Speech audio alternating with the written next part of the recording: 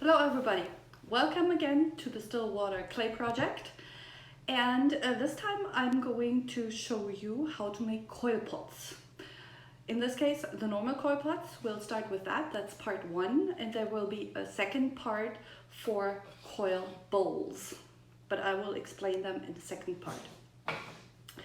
What I prepared already, I prepared some coils, because it takes forever, but I'll show you how to make one. The kids get pieces of clay. They don't have to be nicely prepared or anything. And if you have time to prepare little pieces of slab, they don't need more than this little piece. Here are the tools on the side, a paper towel and a little bit of water. So, to prepare the bottom of the coil pot, I just have a little piece of slab and we'll cut out a circle. It does not have to be perfect, the circle, okay? You can use whatever size you have handy, and I just have this lid and I'll just go around, cut out the bottom, and that is the first part of the preparation already. If you did not have time to prepare the slabs, it is okay. You can just take a piece of clay, have them press it nicely flat. Try to have it flatter than that. Turn it around. It's like baking cookies.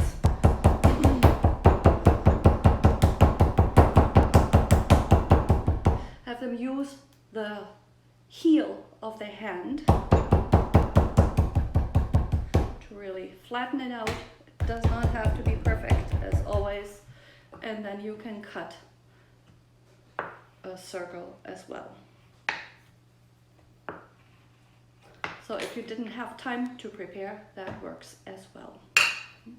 Have them take them off, and first thing, add their names on the bottom. You will have to check on them again, but have them write their names, scratch them, legible so you can read it. Check, please, because that's one of the hardest parts after the first bisque, to find out who made what. So let's put these on the side. Take a little piece of clay and start rolling. Just squish it together in your hand first.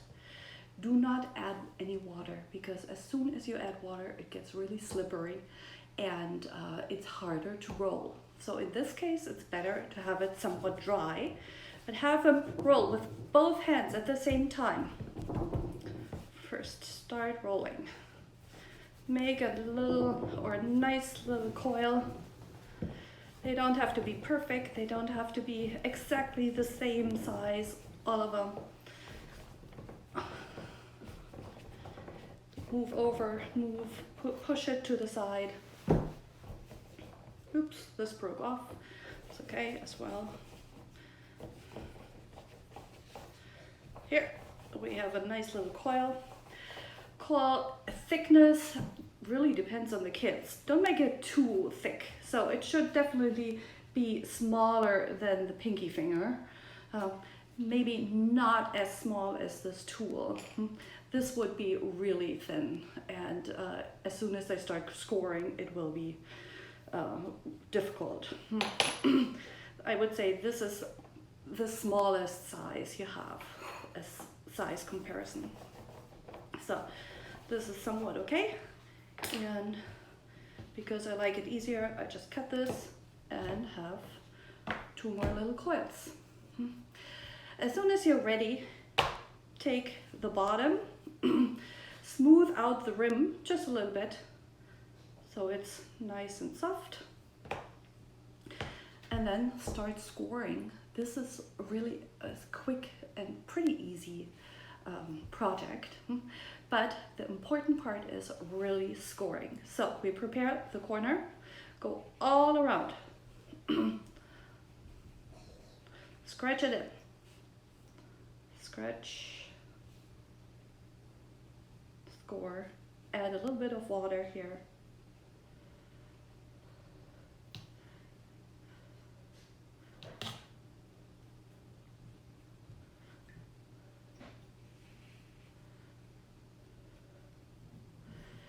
Then take one of your coils and just scratch along one side of the coil, all the way. Prepare it. Use a little bit of water again. Score, scratch. Make a little slick on the top. Slick is the mud-like, watery consistency of clay. And as soon as you have that, you can start putting it on. Start on one side, push it together, push it nicely around, all the way, push it down.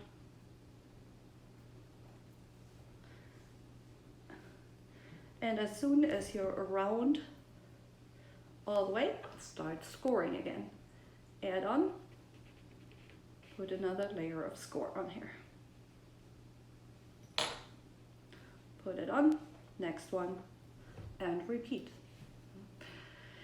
This is really, the major thing is rolling out those coils, which is hard for some kids, and they get easily frustrated when they break apart.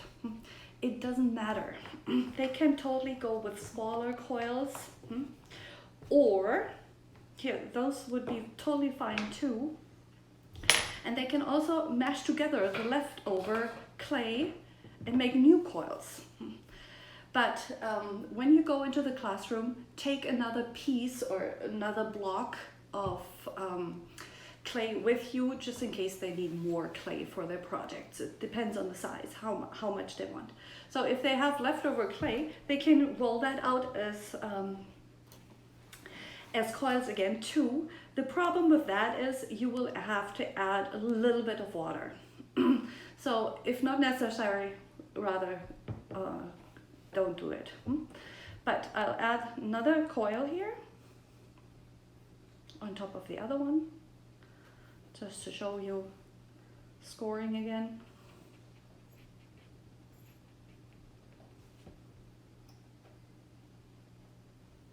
Go ahead and score. Score a little bit of the side where you ended up to connect those two coils with each other. Score them, push them together, smooth them out, and go higher. I forgot to score this here already. Just put it on top. If the kids feel more adventurous, they can totally continue and add different forms to the whole thing. So I'll show you that in a moment. Move it up, go higher and higher, move all over. Push the little coils on top of each other. In between, pick it up, because otherwise it will glue to the table. So have them check if it is possible to pull it off. So what I have some leftover clay. I can make, for example, little circles, little balls here. Don't make them too big, and add them in between. So if I add a little ball here for decoration purposes, so I have a little ball, maybe another one here in between. Score everything together, and then I'm following up with my next coil.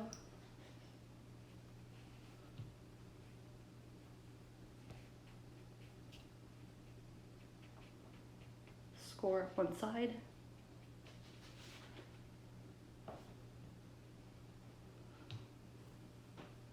score the other side,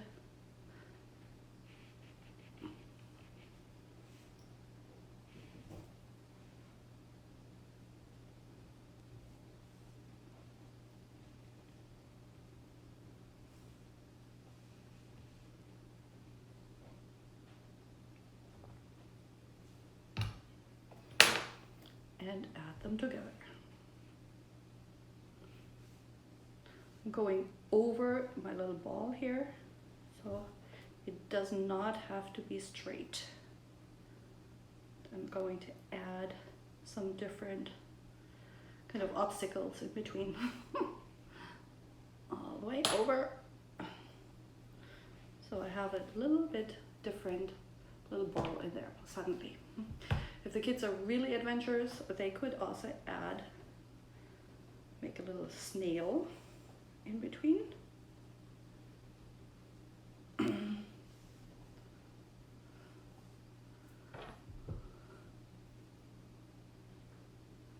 Score it, attach it, scoring both sides, attaching them, and press it nicely together. I'm smoothing it out a little bit from the inside to be able to really smooth connect those pieces with each other. So if I have something like that, the next round will be a bit more difficult, but I'm just going to continue here on this side.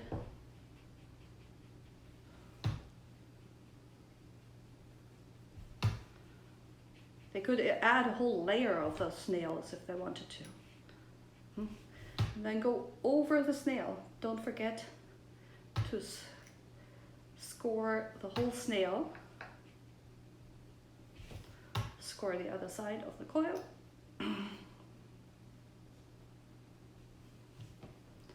Just one side.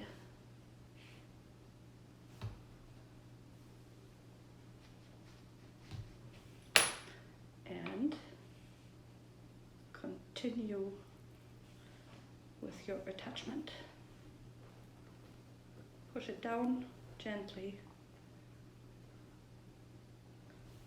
And then just go over your coil. This just fits to the end. So just continue scoring every time you want to continue. Let's take a short break and I will continue to add a few more coils.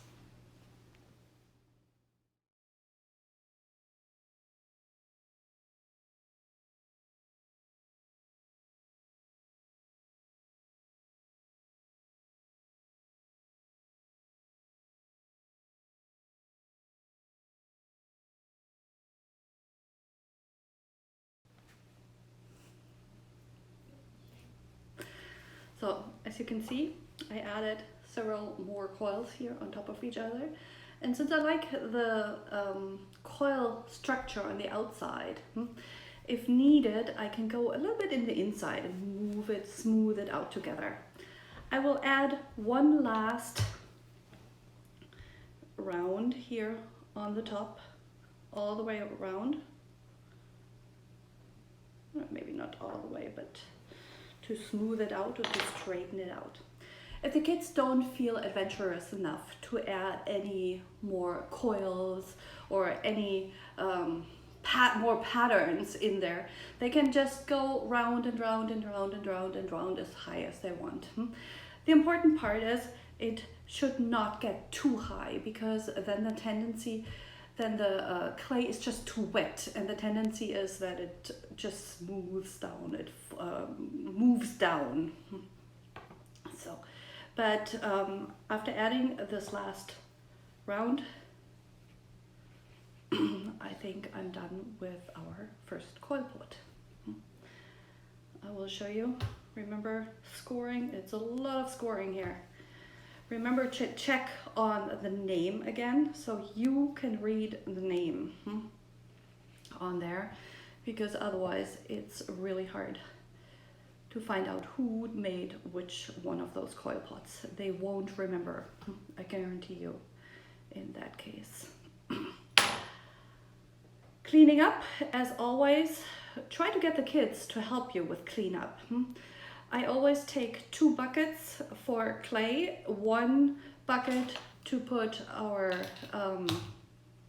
tools in there and clean them up in that bucket, 1 bucket for the kids' hands in this case. And so they can clean their hands first in the bucket, just rub it until all the clay is off, and then they can go to the sink to finish washing their hands there. And the kids can totally bring their own leftover clay to a third bucket, for example, throw it in there, and if they have more coils, they can ask their friends if they still need some, or they can just throw it in the leftover clay too. If they want to smooth out some more of their pot, look that the corners are not going to be sharp later, so they can just smooth it out a little bit, maybe smooth it inside, check if it is well connected, and then they're pretty much done with their coil pots. Have them bring them back in the kiln room, please.